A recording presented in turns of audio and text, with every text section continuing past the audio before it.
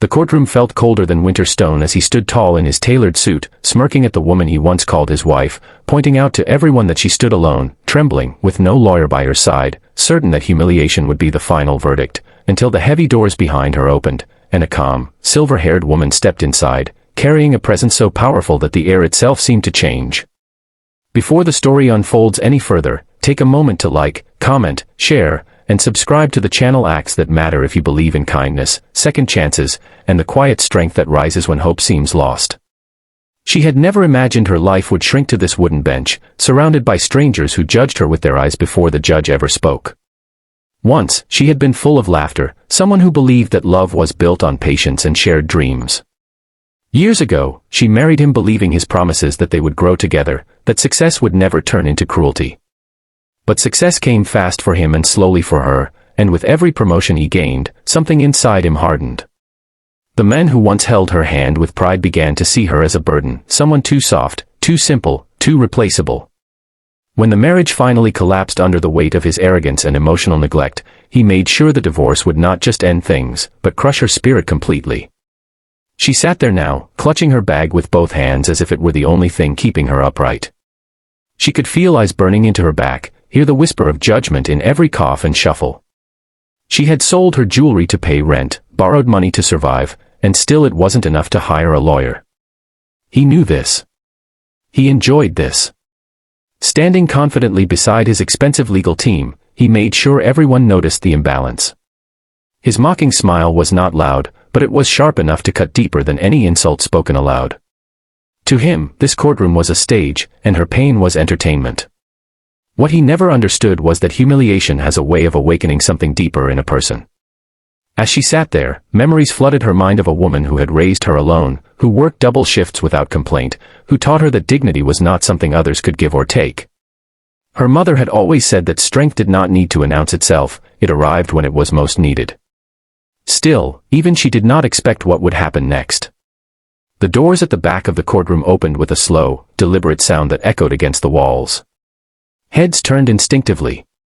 A woman walked in, her posture straight, her expression calm, her presence commanding without a single word spoken. She wore a simple, elegant suit, nothing flashy, yet there was something unmistakable about her confidence. She walked not like someone seeking permission, but like someone who belonged exactly where she was. The bailiff hesitated for a moment before allowing her through, sensing that this was no ordinary interruption. The woman reached the front and stopped just behind her daughter. She placed a gentle hand on her shoulder, grounding her in a way no words ever could. In that instant, the trembling stopped. The daughter straightened slightly, her breathing steadied, and tears she had been holding back fell not from weakness, but from release. The mother's eyes lifted calmly toward the judge, then briefly toward the men who had mocked her child. There was no anger in her gaze, only certainty. What followed unfolded like a quiet storm. Documents were presented, credentials revealed, and the courtroom slowly realized the truth that had been hidden behind assumptions. The woman who arrived unannounced was not just a concerned parent. She was a respected legal mind, long retired from public practice, known for her integrity and unshakable ethics. She had spent decades fighting cases that protected the vulnerable and exposed the powerful. She had stepped away from the spotlight years ago, choosing a quieter life, but she never stopped being who she was. The man's confident posture began to crumble as reality settled in. His mocking smile faded, replaced by confusion, then unease. For the first time, he understood what it felt like to be unprepared. His lawyers whispered urgently among themselves, flipping through papers, realizing that the narrative they had built was no longer secure. The balance of power in the room shifted so subtly yet so completely that it felt almost unreal. The mother did not raise her voice or dramatize the moment. She spoke with clarity and precision, laying out facts that had been overlooked, highlighting financial manipulation, emotional abuse, and deliberate attempts to isolate her daughter. Each point was delivered with restraint, which made it impossible to dismiss. This was not revenge. This was truth, calmly and carefully revealed. As the judge listened, the room grew silent. Even those who had arrived bored or indifferent now leaned forward, drawn into the gravity of what was unfolding. The woman who had been mocked for standing alone was no longer alone at all. She was backed not just by legal expertise, but by a lifetime of values that could not be bought or bullied. The men tried to regain control, but arrogance does not stand well against integrity. His carefully crafted image of superiority began to crack under scrutiny. The court examined financial records more closely, questioned decisions that once seemed untouchable, and slowly exposed the imbalance he had created not just in the marriage, but in the process itself. Every attempt he made to dismiss or minimize was met with calm rebuttal. For the daughter, the experience was overwhelming in a way she never expected.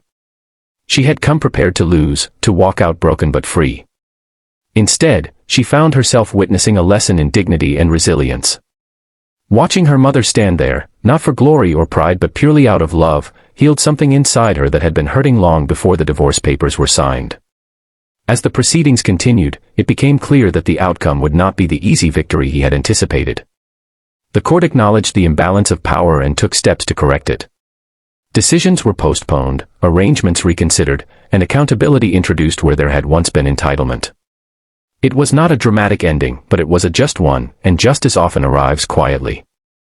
By the time the session ended, the man no longer looked victorious. He looked smaller, confronted not by insults or shouting, but by consequences. The woman he once dismissed had found her voice, supported by the very roots he had underestimated. The mother placed her hand on her daughter's back once more, guiding her out of the courtroom with the same calm strength she had brought in. Outside, the world looked different. Not because everything was suddenly fixed, but because hope had returned. The daughter understood now that losing everything had led her back to what truly mattered. She was not defined by the men who tried to break her, nor by the courtroom that judged her. She was defined by the strength she inherited and the courage she rediscovered. If this story has begun to touch something inside you, stay with it until the end, because sometimes the quietest moments carry the loudest truths. In the weeks that followed, life did not magically become easy. Healing took time. There were nights of doubt and mornings of exhaustion. But there was also rebuilding. The daughter found work again, slowly regained confidence, and learned to trust herself.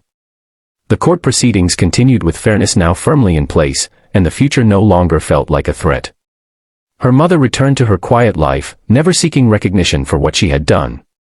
To her, protecting her child was never a favor, it was a responsibility woven into love itself. She reminded her daughter that strength was not about winning in court, but about standing firm when others tried to make you feel small. And as for the man, he was left with a lesson he could not erase. That mocking someone at their lowest reveals more about one's own weakness than another's worth. Power built on arrogance always collapses when faced with truth. Just before this story ends, I want to ask you something special. Please comment below and share what this story made you feel, or if it reminded you of someone who stood up for you when you needed it most. If this story moved your heart, if it made you believe again in quiet strength, hidden courage, and the power of standing up for what is right, then please like, share, and engage with this video. Your support helps stories like this reach others who may need hope today. Because sometimes, the most powerful moment in life is not when someone mocks you for standing alone, but when love walks in behind you and reminds the world who you truly are. The air outside the courtroom felt heavier than the silence inside. As they stepped into the hallway, her legs finally weakened, and she leaned slightly against the wall, pressing her palm to her chest as if to calm a heart that had been racing for hours. The world around her moved normally, people walked, lawyers argued, papers shuffled, but inside her, everything felt suspended between what had just happened and what was still to come. For the first time in months, she did not feel invisible. She felt seen, protected, and deeply overwhelmed. Her mother stood beside her, composed as ever, but there was a quiet intensity in her eyes. This was not just about a legal case. This was about years of watching her daughter slowly fade, smile by smile, compromise by compromise, until the confident young woman she once knew became someone who constantly apologized for existing. She had waited deliberately before stepping in, not because she didn't care, but because she wanted her daughter to understand her own strength first.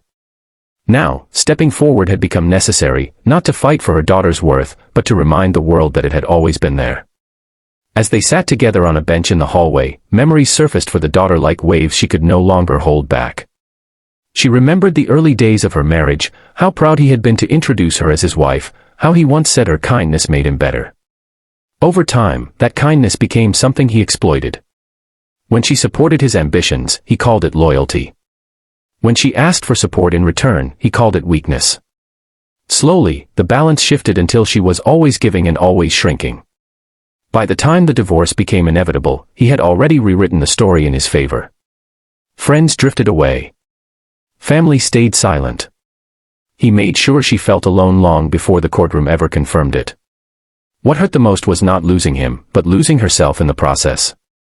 Sitting there now, she realized how deeply that damage had gone, and how close she had come to believing his version of who she was. Inside the courtroom, things continued to move. Judges deliberated, lawyers prepared, and strategies shifted. But emotionally, something irreversible had already happened. The man who once towered over her confidence had been forced to confront a truth he never expected, that power is fragile when it depends on someone else's silence. He had relied on her fear, her lack of resources, her isolation. The moment her mother walked in, all of that collapsed. The daughter watched him from a distance as he spoke quietly with his legal team. There was tension in his movements now, a sharpness that betrayed his panic. She didn't feel joy watching his discomfort. Instead, she felt clarity. She finally understood that his cruelty had never been about her inadequacy, it had been about his need to feel superior.